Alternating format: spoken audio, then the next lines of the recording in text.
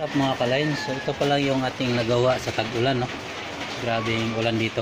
At pag gumawa tayo, takbo na naman tayo sa loob para open space kasi itong ano ko, tubong lang meron. Kaya pag iba yung ulan dito, may kasamang hangin, parang hindi normal kahit walang bagyo.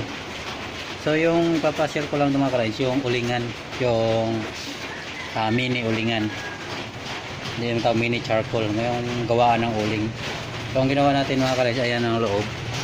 Yan, nilagyan ko na ng lupa doon para in case pag halimbawa may hindi ako na-sealed na pagka-welding ay wala siyang singaw. Yan. Tapos yung tubo na to, dito lalabas. So use oil ang gagamitin nito. Pwede use engine oil. Ayan, lakas ng ulan, no? Use cooking oil pwede. Ayan. So dito ang ginawa ko ito ay tangke ng Freon. Tapos ito na makikita nyo may usli dito. Pag halimbawa yung kahoy medyo sunog na, mag-uusok yun. Yung usok lalabas dito, tapos pupunta dito, tapos magiging gas siya. So tutulong siya sa pagpapainit nito ang katawan nitong ating pinaka chamber nya. Kasi ito naman parang oil tank lang itong ginawa natin, kasi tinatry ko tinistesting ko kung may leak ba. So medyo okay na. So ito temporary pa lang to. Gusto ko gumawa na mas malaki pang oil, yung oil tank nya. So same na to, pag oil tank diretso na rin dito yung yung apoy. Dito yung apoy, higupin nya doon. Tapos ito lalabas dito yung apoy, minsan lalabas dito, lalabas yan dito sa ibabaw at iinitin niya yung loob. Ngayon pag yung sanito sa loob, yung kahoy or kahit yung bao, coconut shell, ay sinsya na kayo maulan. Huwag ko lang marinig tong ko. Voice over ko na lang pag hindi malinaw. Hindi ko ito yung step by step gawa ng maulan dito, putol-putol. So ito yung iinit dito sa loob, pero hindi masasunog yung kahoy, magiging uling lang siya. So ang ginawa ko yung takip niyan ay ito yung ginawa kong takip, pabaliktad. Yan. So simple lang muna, simple lang yung natin. Yan. Yan, ganyan. Tapos lalagyan ko ng lupa sa ibabaw para wala siyang singaw. No?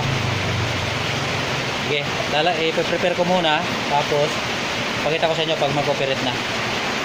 Yung ginagamit ko mga kahoy, ito mga malaki to, ay nakukuha to sa furniture. Yan. So, gawin ko lang kung kasya. So hindi siya kasya, no? Mataas siya. So hindi pwede, kaya maiksi lang.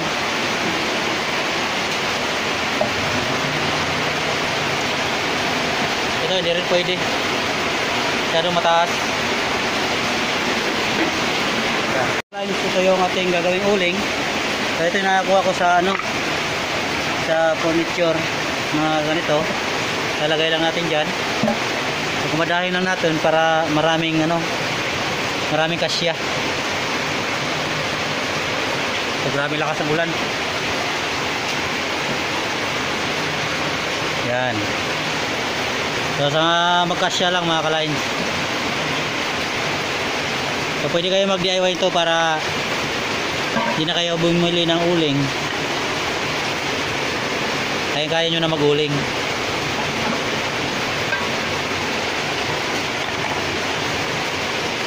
Kahit kung may kayo, uling di kahoy, kaya nyo na rin. Diba? Ayan. Sikan nyo lang na siksikan para kasya dyan. Tingnan natin kung obra ba to. Ayan mga ka-lights, puno na siya. So ito parang lupa na to, pang to sa ibabaw. So lagay natin yung takip dito.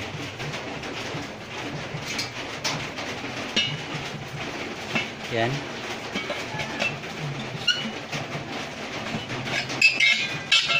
Yan o. Tumila na naman yung ulan, tapos puminit na naman. Kaya nakakaloko yung dito. Kaya ayusin ko lang to, tapos lalagyan ko ng lupa ito sa taas. So yan mga boss, Mga ka-lines, ilagay natin. Tapos okay na yung ano natin. Natakpan ko na ng lupa. Hindi ko sure kung dapat to yung ano yung bahay ng anay. Mas maganda yon. Tapos basa-basain. No. Tapos dito, lalagyan natin ng oil. So ayun na po, nalagyan na po natin ng used cooking oil. Lalagyan na lang natin po ito ng stainless po itong ginamit ko para kahit manipis tatagal siya, no? Yan, sain lang yung ano. So palala po, ito po ay ano lang, temporary lang kung ito ay pwede. So hindi pa natin napaganda. So yan po ating nasindihan na. So ito po yung ating ano, used cooking oil yung nagamit. So ito po yung ating inumpisahan na natin. So kailangan dito may ano yan para ito ihigop doon sa loob.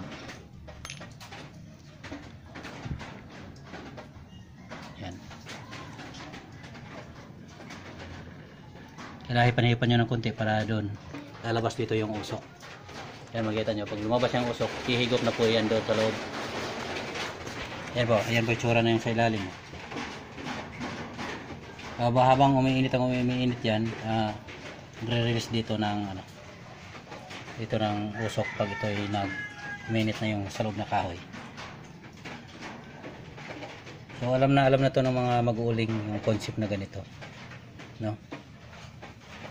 Tingnan natin mamaya kung anong magandang resulta. Baka sa ganito karaming langis, hindi ito sasapat para maging uling yung ganung karaming kahoy. So kailangan magano tayo, yung may oil tank ka dyan para magsusupply, para ding ano, nagluluto ka ng gamit yung Calandios oil ang supply mo dito. So since ganyan, wala namang problema yan. So yung gagawin ko sunod, ito ditanggal para pag halimbawa gumana na yung ano doon, titigil na tong supply ng used oil. So tatanggalin na lang siya. Okay, mamaya tingnan natin. So ayan, 10 minutes, ito na po yung itsura niya. So nakita nyo, nagbabaga na po yung ating stainless. Ibig sabihin, pag mainit na yan, malapit na po dito sa taas. Kita nyo may usok-usok yan. Kita nyo sa loob yan, oh. Yung usok dyan, yung mainit. So pag umakyat yan dyan, napakainit na po yan sa loob. Ayan. Pero mas maganda dito, mas mahaba-haba siguro. Tataas pa ng tataas yan pag uminit doon. Itong pinaka, tawag to, yung labasan natin ng apoy. So may tunog po yan. So hindi pa natin na-seal dyan. Kung ma-seal siguro yan, higop lahat yung apoy niyan. So since na pinag-aralan pa natin. So ito, hindi pa to gumana sa ngayon kasi hindi pa masyadong mainit yan. So hindi rin ganun kadali gumawa ng uling. Medyo matagal din, no? So yan yung lobo. Kita nyo. Tapos yan, pag uminit na yan, yan na, magkakaroon na yan ng ano dyan. Yan, nakita, narinig nyo. Papapapapapapap. Yan. So ibig sabihin, paakyat na yung apoy doon sa taas. So yan mga ka-lines, nasa 2 oras na tayo. Siguro sa mga 1 litro ng used oil na ubos niya, pero hindi pa ano. So ito medyo mali yung ano natin. So dapat doon medyo malapit para itong ano. Yan, yung nagbabaga na yan ay doon na sa loob. Hindi lang dito sa labas. Halos hindi niya abot yung higupin yung papunta dito sa loob. Ito yung apoy, kaya yung makikita lang natin dito. Dapat dito apoy. Kaso lang makita natin dito puro usok lang. Hindi ko alam usok ng kahoy ito, usok ng used cooking oil. Yan, kita. May kunti siyang usok yan. So susunod, part 2, iayos ko muna to, tapos ilapit ko na banda doon para mas mabilis siyang uminit doon sa loob. Ayan, nilagay kong lupa, hindi pa masyadong tuyo, sabihin hindi pa masyadong mainit. So maabot na siyang 2 oras. So palpak yung gawa natin, palpak. So ang plano natin, i-move natin to dito, tapos gawa natin paraan yung gantong ano, yung labasan ng gas. Okay.